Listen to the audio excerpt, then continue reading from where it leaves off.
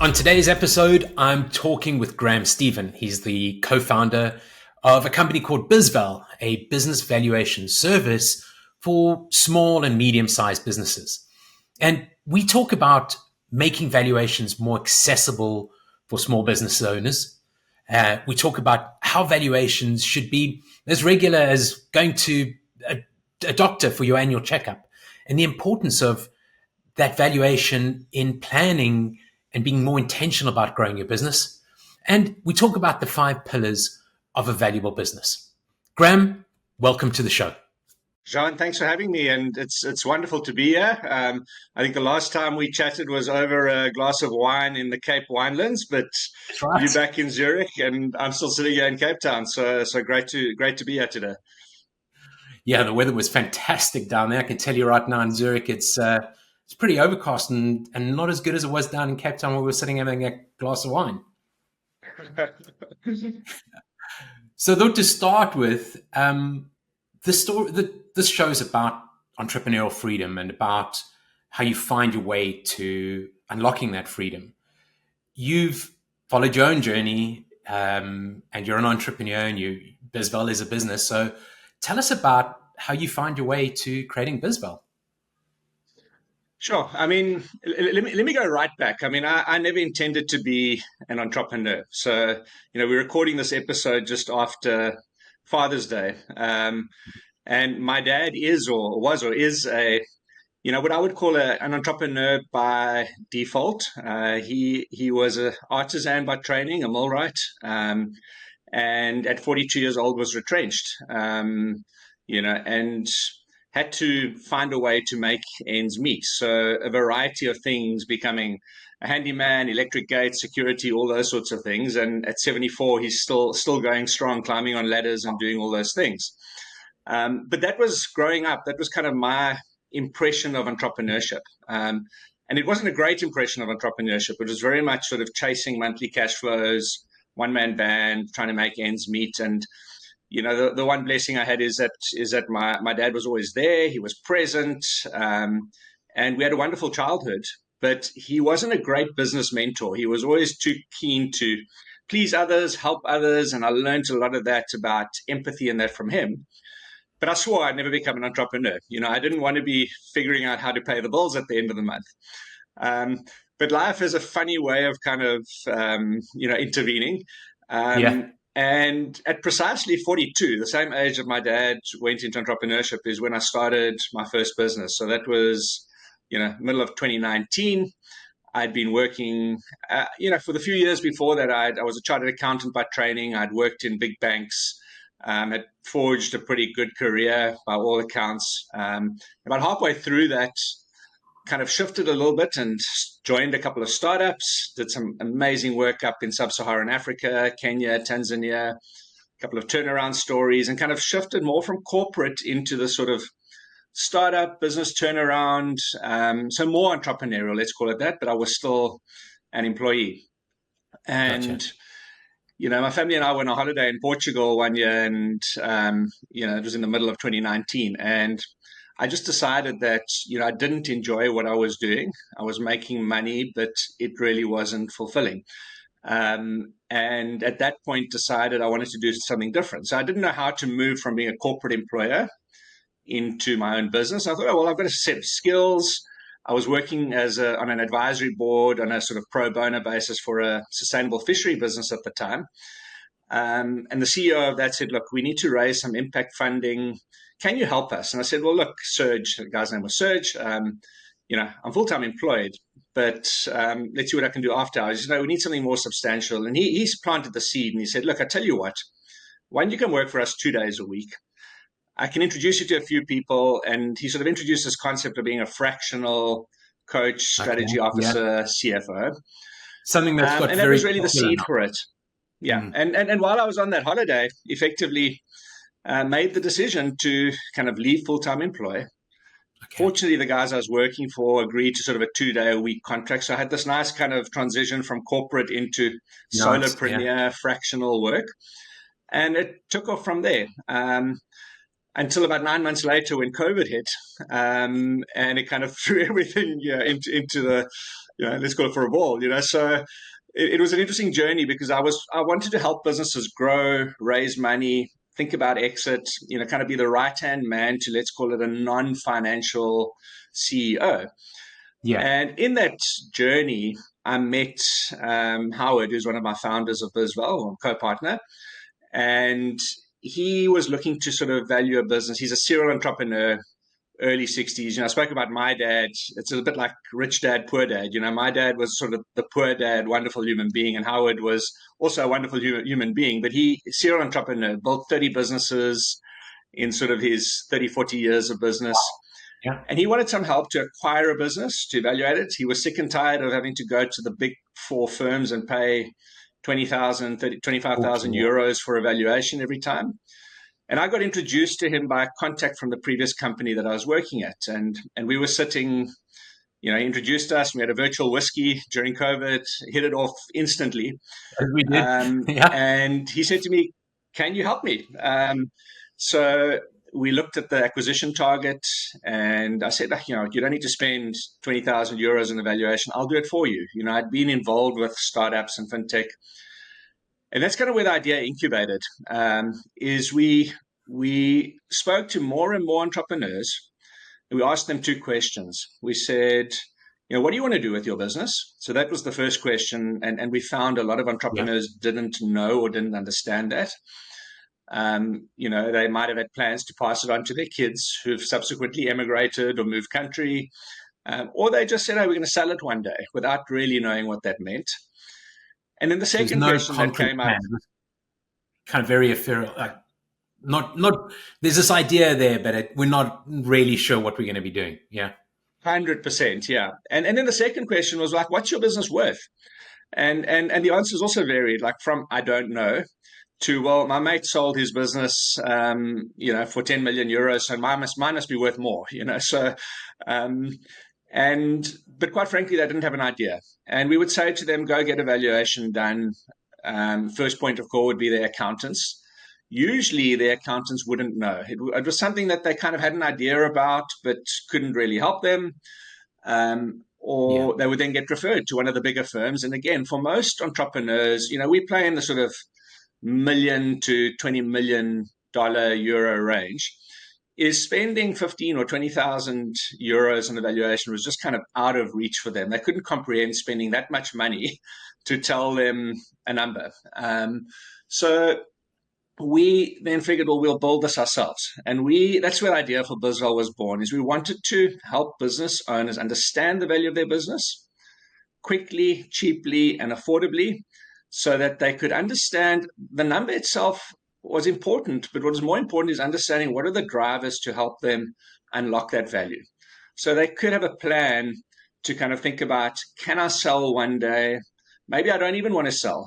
For a lot of businesses, it was simply a case of saying, "Hey, I've got a great business, but I'm going to set aside a portion of my profits every year so that I can one day shut it down." That's also okay. So that was kind of the journey to bizval. And we didn't want to just help 5 or 6 or 7 people in our close network about understanding that.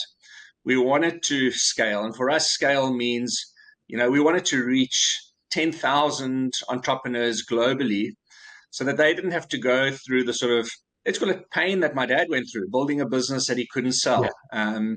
Howard going through a business that just having to spend a fortune on consultants and advisors and that to help him with some pretty basic stuff. And that was our mission from day one, is we wanted to, help business owners, entrepreneurs understand the value so that they weren't sort of caught by surprise years down the line when they realize they're sitting on something that's essentially worthless. Do you think that this is something that entrepreneurs are still struggling to kind of get a grip on, or that there's more out there, and as entrepreneurs we're more conscious of the importance of trying to figure out where we're taking the business and what that intention is and what that ultimate kind of value might be? Is it something that we're becoming more aware of, or is it still a big problem? Yeah, I think it's still a big problem. I think there's pockets where people are becoming more intentional about it. I think there's a couple of different spectrums. So you look at the sort of, let's call, excuse the pun, uber successful startups. The Silicon Valley Yeah. startups where you become a billionaire overnight. Okay, and I think a lot of people see that, and I think, oh, I can also be that. Let's just park that for a second, because that's not our typical client or customer. That's a sort of Yeah. 0.01% where, okay, we're talking about your ordinary entrepreneur who wants to build something solid, can maybe exit one day. A lot of people don't think about that long-term value, and you use the word intention. It's about being intentional about it. So I think most entrepreneurs are still caught in this, like, I've got to pay the bills, I've got to pay suppliers, I've got to find customers, I've got to do all of that stuff. So I think, technology's made it a lot easier getting access to those kind of skills. So Jean, I mean, you're involved in the coaching space, and I Yeah. think people are slowly becoming more aware. I also think it's a difficult space because there's a lot of people out there who profess to have the knowledge to help entrepreneurs, but they don't. Yeah. So Yeah. I think I think, entrepreneurs are yeah. also very cautious and skeptical of taking advice. It can be a lonely road. And, as I say, it's actually, we're not in the business of business valuations. You're not in the business of coaching necessarily. It's actually the business of trust. And I think that's why it's so hard, because entrepreneurs become entrepreneurs for a reason. And it's about building that trust. So I think it's a slow process. And I think it's about creating an ecosystem of, let's call it advisors, business valuers, coaches, and that, Yeah. who genuinely have the entrepreneur's best interest at heart. And as I said earlier, I think it's slowly starting to change. And I think there are those entrepreneurs out there who kind of naturally gravitate towards this kind of message. I don't think anybody wants here's 5 steps to becoming an instant billionaire. I think, there's a lot of that. I think this is more around, hey, what are some practical things you can do? It's about habit formation. It's actually about some pretty simple concepts, which done well over time can actually make a huge difference. So that's kind of my take on the sort of ecosystem at the moment. On what's going on out there at the moment. Yeah.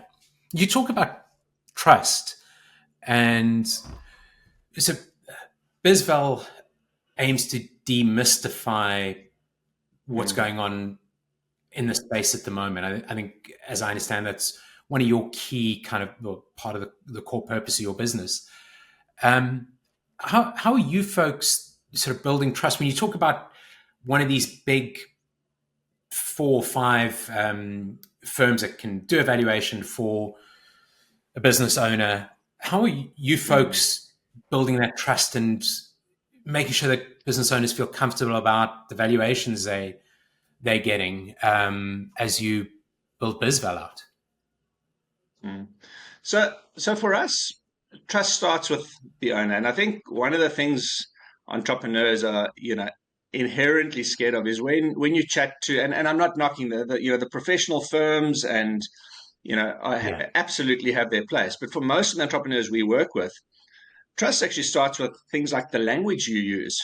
So are you speaking in highfalutin language and technical jargon and terms, and that most entrepreneurs want you to meet them where they're at. So it starts with the language you use.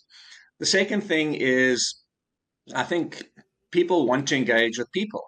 So at bizval, our original hypothesis was we'd build an online valuation platform so that business, and there would be all these business owners out there just wanting to know the value of their business, who would switch it on online, spend some money on Google Yeah. AdWords, and people would just flock to it and use it. That was our first iteration and probably first mistake. Now while the concept was right, we wanted to make it accessible, have a digital platform to do that, um, and reach via the internet, obviously.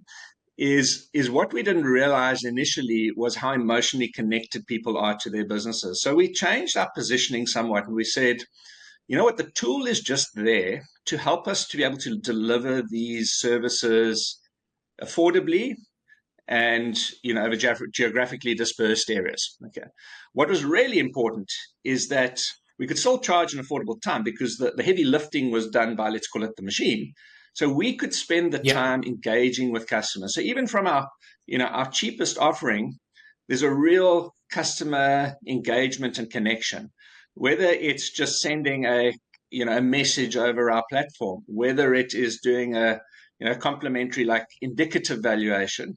Every single valuation will have the AI and the tool work through it, but every single valuation we've committed to will have a person look at that, will get beneath the surface, and will engage the business owner where they're at.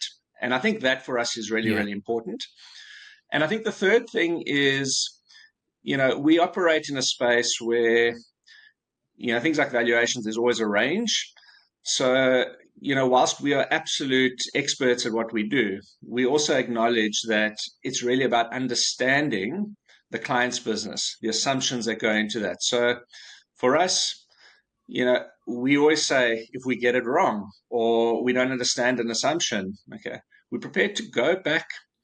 And if new information comes to light, we'll look at that, and I think people appreciate that. Is they, arrogance is probably the worst enemy to a lot of entrepreneurs. A lot of entrepreneurs come out of a corporate Yeah. environment where it's about, you know, climbing the ladder and all of those things, in a lot of organizations. And when you become an entrepreneur, you really have to humble yourself. You have to realize that you don't know everything about everything.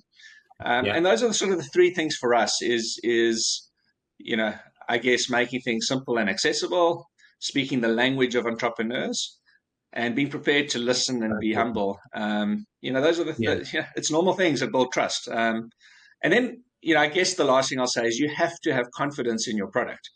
You have to be an expert. You can do all those things, but if you've got shaky foundations and you can't, really trust, your platform and your tools, you've also got a problem. So it's all those things that come together. Yeah. And imagine if the business owner is coming to you and saying, here's our income statement, and this is where we're at the moment. We're currently kind of 5 million, and I want to sell the business at when it hits a 40 million 5 years from now, whatever it is. The fact that they're actually having that conversation with you means that they're moving in the right direction. They are going to take an indicative value from you folks. But I suppose more importantly, and I think I heard you talking about an analogy with losing weight or having this beacon that you're moving toward. While it's not getting on the scale every single day, it's kind of doing those periodic check-ins that we actually are watching this number. We want to go from 5 million to an exit at 40 million. What does that mean for us? And how do we Yeah, get there? And yeah, keeping an eye on the ball all the way along, and I guess filtering your decisions based on, do I buy the new BMW or do I reinvest that money in the business to get me toward my exit value? But it's kind of doing that work as you go, I imagine, and you're making that more accessible for business owners. That's how I feel. 100%. I love that analogy that you use. There's a number that we use. Regardless for me. Yeah, but for us, it's like, and it sounds counterintuitive, but a lot of the time you need to kind of shock people into understanding this. You would think Yeah, people would think about value, but often it's actually the horror stories, and the horror stories are a lot more common than people realize. I think the stats pretty well known. 85% of businesses never sell. Okay, they just yeah, shut down or wind down. 15% sell, and I can't remember the exact number, but it's around 20% of those actually end up getting the value that they want.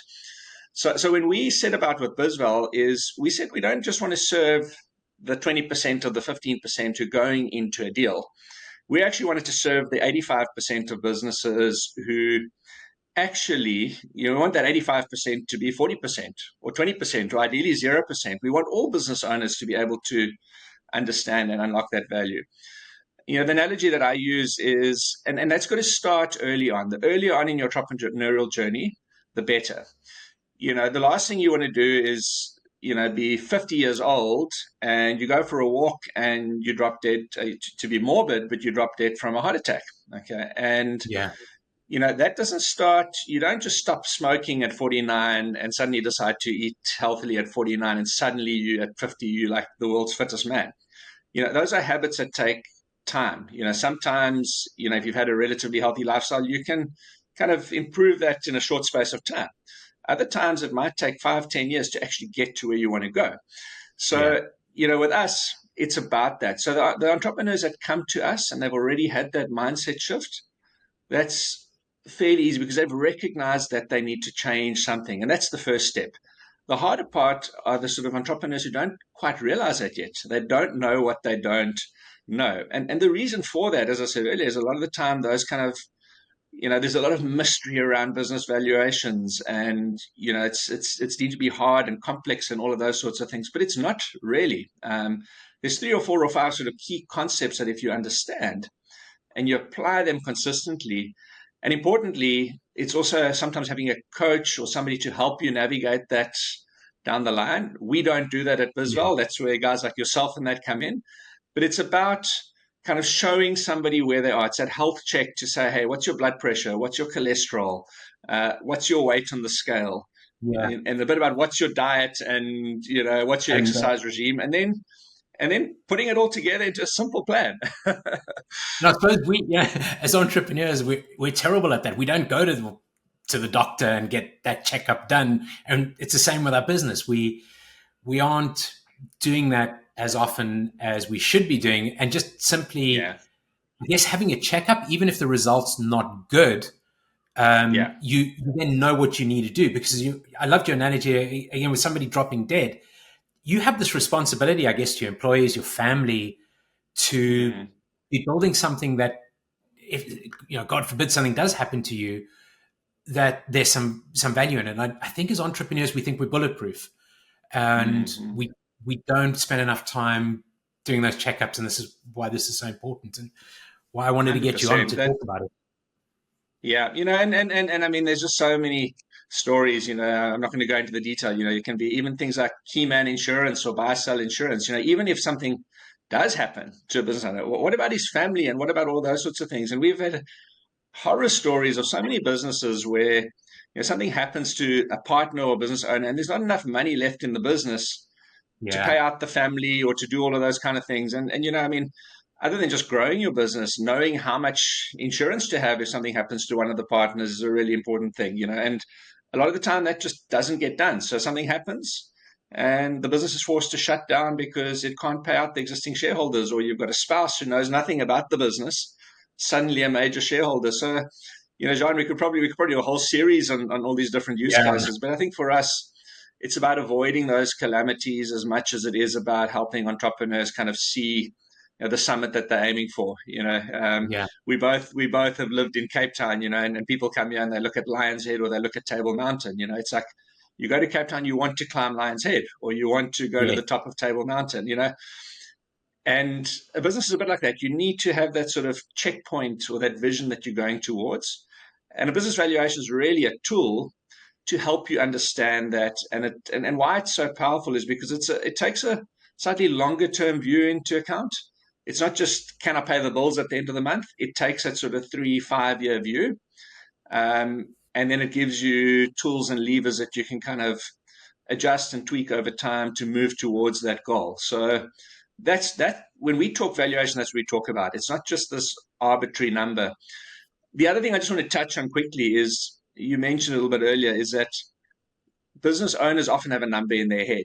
And that number in their head is what we often call their number.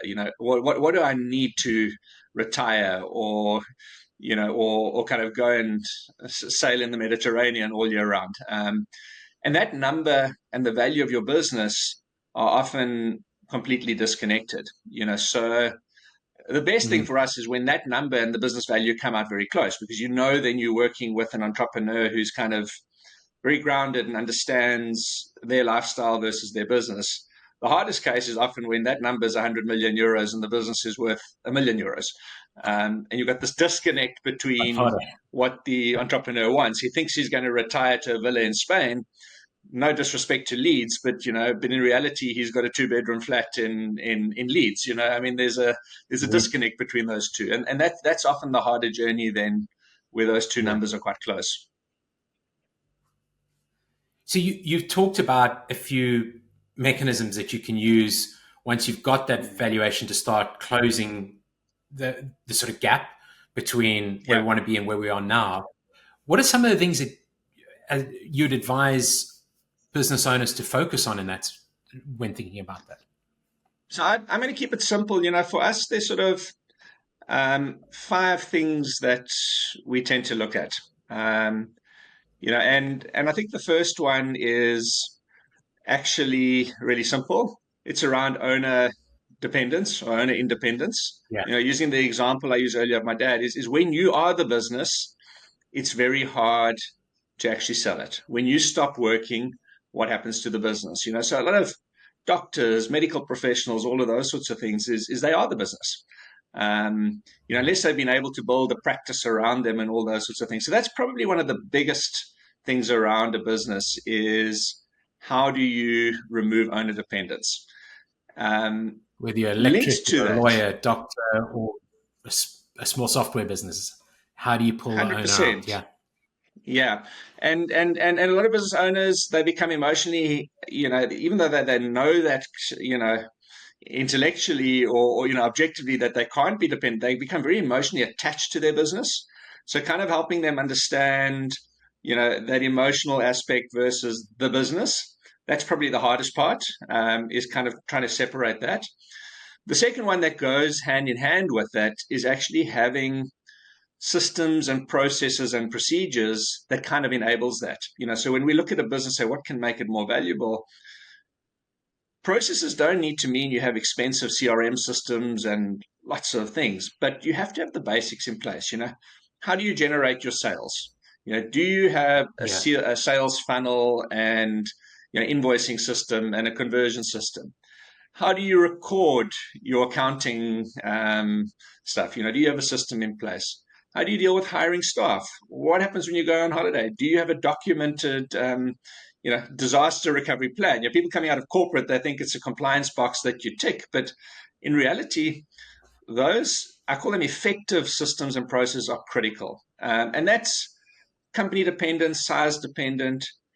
Having Yeah. that and going through the process of putting that in place creates massive value.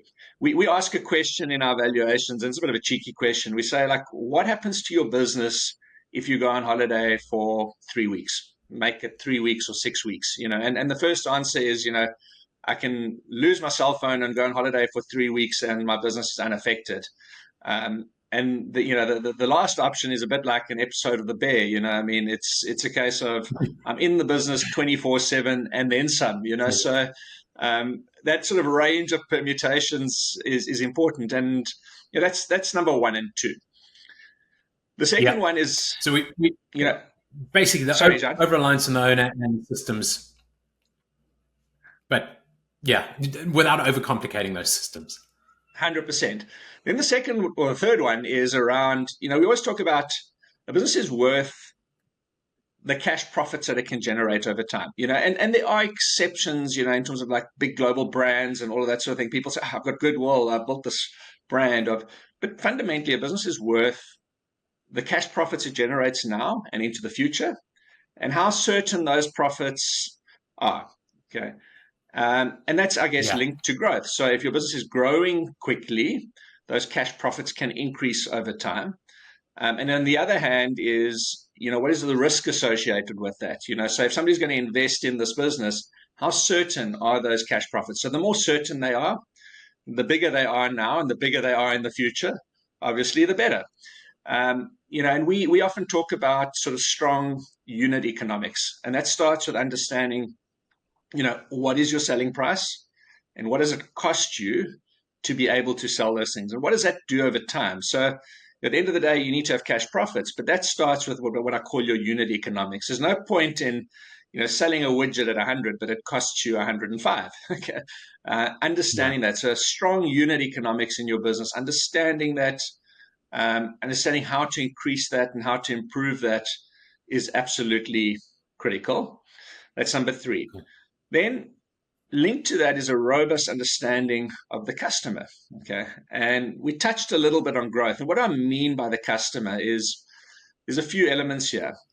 Is do you understand what needs and what pain points your customer has? If you understand that you can solve a real problem for them, but also how big is the market, on the other end of the extreme. So it's no good if you've built this business with wonderful unit economics, but there's two people that you can sell it to, and those two people are largely irrelevant, But the size of market, total addressable market, all those things are really, really Yeah. important. And then also about the customer is understanding things like how concentrated is your customer base. So a colleague of mine had a wonderful business, and 90% of his revenues came from one single source. It was a government contract, and the government decided, it went out for tender, they wanted to procure another supplier. And overnight, he lost 90% of his business. So the concentration risk of Yeah, your I know that customer feeling as base is well. Yeah, critical. yeah, I think we've all got horror stories of that, and it's hard because when you're right. building a Yeah, business in the early days, right, you get this massive contract. It happens a lot in the retail space. Somebody has got a product that they want to sell, and they sign a deal with a big retailer, whether it's in London or Zurich or Cape Town, and suddenly that retailer becomes 80% of their business. So, and there's we all as those the elements entrepreneurs at play. sometimes think that's a good thing because it's a big brand and we have this big bank that is a big chunk of business for us, but we don't realize that Yeah, we're so reliant on that. If it disappears, the business is 100%. And gone. 80% of the business is gone. yeah, and to go back to the previous point, these things are not disconnected, because often when that happens, it's a big brand with big power, and they then start to say, "Hey, you're very dependent on us. We want another 5% discount, or we're going to pay you on Yeah, 60-day terms." So, you know, it comes to the customer, your concentration around that, and a lot of business owners make that mistake. Like they're so desperate to please the big brand that they've signed on that they start eroding their margins, and before they know it, their revenues have doubled, but their profitability is reduced. So those two go hand in hand. And as we're chatting, I'm sure you can realize that none of these pillars, are an island. They all work together. Um, yeah, and for me, that's those are the fundamentals. Also looking at your business inwardly. So what accounting process do you have? How do you manage your working capital? So are you paying your suppliers on time? All those kind of things. So that's kind of the fifth pillar, is all those trust elements, pulling that all together. If you understand those four or five things really well, you can build a valuable business. And that valuable business doesn't necessarily need to be an 8-figure or a 9-figure business. For you kind of also have to evaluate against that. What do you need? And yeah, I think the mistake a lot of people make is they think they have to become you know, the next Google or the next Amazon. Having yeah, a big, hairy, audacious goal, and I know you love to talk about your BHAG, Jean, is important. But it's got to be, we use this term where realism meets optimism. And I think yeah. that's such a powerful concept. You've got to have the optimism. That's how entrepreneurs are wired. But you also have to be realistic and make sure you've got these building blocks in place so that you can build something of value one day. And that you can line all of the stuff up so that you're moving toward it at least. You may fall slightly sort of short of what that goal is, but it's going to definitely, if you've got clarity on all these pieces and you can measure, 100%. it starts to become a bit easier. Yeah. And I mean, and talking that's and about, it's that measurement towards the goal, right? yeah, It's directionality almost more important than the specifics. So what is that goal and how are you moving towards it? And are you getting better or you're getting worse? And just to touch on a point, that's why we believe evaluation is such a good tool. We both are the age where, we go for the annual health check with our doctor, to use that analogy, and when the doctor tells you your blood pressure is creeping up, you're like, okay, what do I need to do? Do I need to cut out some of that red wine, or do I need to, run the treadmill a bit harder? Those are the those are the checkpoints, right? so you talked about valuing a business and cash flow and sort of discounted cash flow models. And some folks are talking about multiples and others net asset values. And I know you folks look at three different criteria for valuing a business. And I think if I remember correctly, discounted cash flow sort of model is what your preference is for.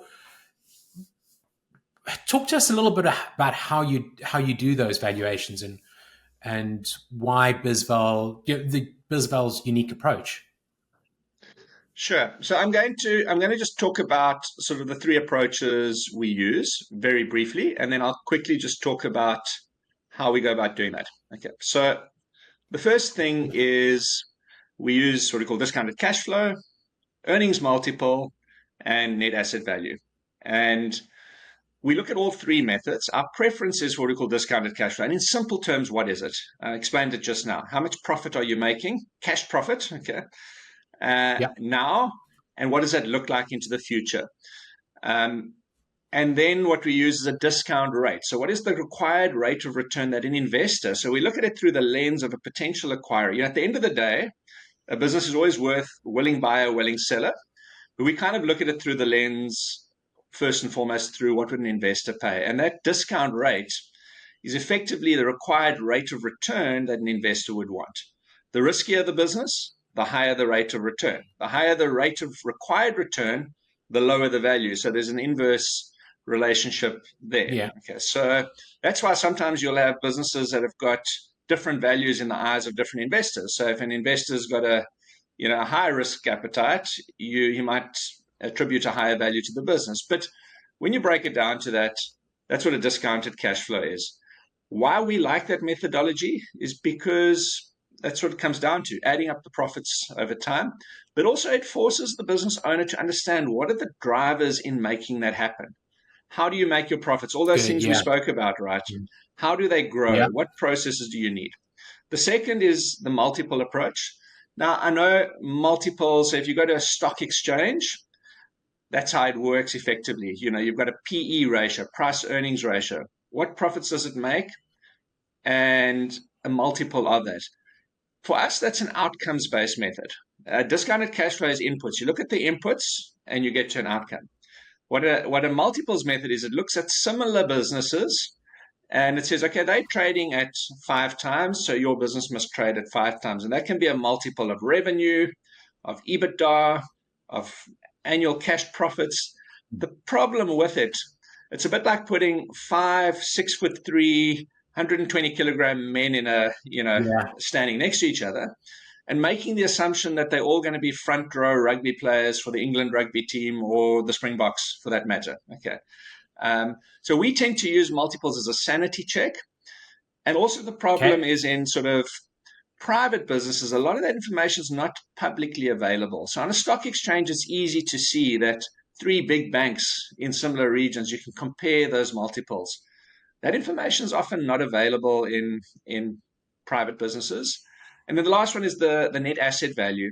That's basically what happens if you stopped trading and you sold all the assets, the machinery, the vehicles, the equipment, you deducted the debt. And that's often what we call the sort of the dead value. Okay, so a multiple and a discounted cash flow is what's the business worth alive, and the net asset value is often what's it worth dead. There are certain Good. industries, heavy manufacturing industry where, for instance, you've got lots of equipment, lathes, milling machines, all those sorts of things. And if the factory is operating under capacity, sometimes what the business is worth alive, in other words, trading, is worth less than what it is if you had to sell all that equipment. So we look at all three of those methods. We weight them and we apply a degree of judgment, both through sort of automated mechanisms. And if there's something unusual, let's say you've got a negative discounted cash flow or negative profits, and the NAV is higher, we'd apply a best use of assets approach to that. So it sounds very technical, but those are the three sort of methods. There's probably 100 Yeah. valuation But I think methods, and most of them are derivatives of those three in some way, shape, or yeah. form. And I think the important thing is that you hear folks talking about, well, I'm at 200,000 EBITDA, my marketing agency, and typically an agency will sell for that, or I'm at 1 million EBITDA and a 4 times multiple, so I'm going to get somewhere around that. And I think it's just Yeah, this. Um, it's a very generic kind of, or maybe it's somewhere in that ballpark. Whereas you don't often hear people walking around talking about the discounted cash flow kind of model. yeah, And I feel what you folks are bringing is a bit of objectivity and reality to the picture. It might be as good as you think, but that gap might be there, and better you know about that gap well in advance and have the time to yeah. do the work you need to do than, as you say, at the age of 60, 65, 70, when you're maybe have less energy, getting that figure and thinking, oh, it's not as valuable as Bob's business. 100%. And we So, like to illustrate that point is, we like to use, talking about multiples, we use extremes to illustrate that. Say if you had two businesses each making $10 million a year cash profit, right? The one has got one client with two products that they sell, and it's a very seasonal business. They only buy over 3 months of the year. Okay. And you've got another client who's also got 10 million EBITDA, but they've got 1 million clients. They've got 10 different products, and they're making the same profits. Now, how do you just take a multiple and say those are worth the same? They're not. They're very different. So, that's where we go a bit deeper. I'll keep it very simple because Yeah. I know we need to keep an eye on the time as well. But when we value the Yeah. business, we effectively go through 5 steps. We get to know the business a little bit better. Okay, so what industry are you in? What legal structure? How many employees do you have? What region are you operating in? That's the first step. The second step is we ask a question: is how do you make money? Okay, so what is your business model? What's your revenue? How's it split across products and services? What's your gross margin or your unit economics? And do you have any customer dependencies? So that's the second thing, is how do you make money? The third thing we look at is how do you manage your working capital? So how do you pay suppliers? How do your suppliers pay you? If you've got contracts where you've got long lead times and suppliers take 3 months to pay you, that obviously puts a strain on your cash flow and your funding around that. So do you have any Yeah. excess cash in the business? So a lot of businesses don't pay dividends. They leave it sitting in an investment account somewhere, so we split that out. And then we ask how you spend that money. So, how do you actually go and use that money? Are you reinvesting it in the business? What happens? Are you, as the owner, are you paying yourself a fair market salary? What are you spending on rent? Do you own the property that you're operating out of? So these kind of questions to understand what is business expenditure and what's personal expenditure, and how you're managing Yeah. that expenditure. And then the last few things we Okay. look at is we look at the balance sheet. So let's say you own property. Typically, we would value the property separately to the business. Do you have any debt to third parties? And what equipment do you have on your balance sheet? Now, a lot of the time, you make adjustments for that. Guys might have machinery and equipment. It's depreciated. So when you look at the income statement, there's no expense going through because it's already fully depreciated. But we would look at that Yes. and say, well, if Yeah. you've got machinery, at some point you need to replace that. So even though there's no expenditure, which makes your profits look great, you have to adjust for sort of a replacement reserve. So that's, looking at the balance sheet is really, really important. And then the last two things is around understanding growth. So how is your business going to grow? What plans do you have, both in the short term and the longer term? And the final thing is kind of the phase that your business is in. So are you, an early stage startup business? Are you a mature business? Are you, in some trouble and you're pivoting and you need to make some changes? Those are kind of sort of phase of business things. How does your investment in costs look like relative to your investment in your growth and your revenues? So we kind of distill it into those components, and that's essentially how we get the inputs to value the business. So the first step for somebody wanting to go through the valuation, what do they need to do for for a business owner who's looking to engage with you folks? Where do they go? Yeah, so Jean, the first thing they would go to www.bizvalglobal.com. We've got a couple of options there. The first one is get an indicative valuation. It costs you nothing. It asks you 7 or 8 sort of key questions. It's got its limitations, but it's a useful dipstick. It's like an instant test, right? Yeah. Then we have what we call our bizval live. That includes a 30-minute consultation with one of our valuation specialists. That costs $500. So talking about price points earlier, you can see that's significantly cheaper than They've got those the 10 or options. 15,000 pounds. Yeah. Yeah. And that Yeah. takes anywhere between 30 and 45 minutes to go through that process. And then we have a range of other Yeah. products, So we'll put from about that. $1,500 to $3,000, where it includes a couple of hours in consulting, discussions with the business owner to really dive deep into understanding their business. And we run some scenarios for the client. I didn't touch on that point earlier. When we do our valuation, even our online platform valuation, we have a scenario tool which allows you to then go and flex and adjust that valuation. You can ask yourself the what if question. Okay, so what if, I can sort out my owner dependency? What does that do to the value? Or what if I can grow at a faster rate? So that for us is super important, being able So to valuable, yeah. understand directionality. Yeah. But yeah, the easiest would be go to our website. You can send us a mail at And we'll put that into the show notes. value.me@bizval.co. Okay. Yeah. So we'll make sure we get that into the links below. What's something you using as a resource or reading or something at the moment? So, I That's mean, really I'm what's the word? Probably rather eclectic taste. So I like to read a range of different things. I'm reading something that's got absolutely nothing to do with valuations at the moment. It's The Silk Road by Peter Frankopan. heard of it. Yeah. And why I like that is I always like to look at the world differently. That's part of why we started bizval. We don't just want to accept conventional wisdom, and the Lovely. Silk Road basically tells the history of the world through a very different lens. It's an famous Oxford historian who's gone and written the history of the world through, let's call it, not necessarily the victor's lens, but through an objective lens. So I love reading. I've loved reading it. It's given me just a different perspective on the world. And as I said up front, it's about putting yourselves in the shoes of the owner of the business. So there are a lot of parallels for me in that book. Um, and yeah, I don't know what the next book's going to be. I normally have about 4 or 5 books on the bookshelf that I'm reading sort of concurrently, but this one You really got to move grabbed me, to. and really enjoying it at the I moment. know that feeling. Yeah. Cool. What about getting in touch with you, Graham? I know we connected originally on LinkedIn. It seems to be the place that you hang out the most. Is that the best place for folks who are looking to connect with you to connect?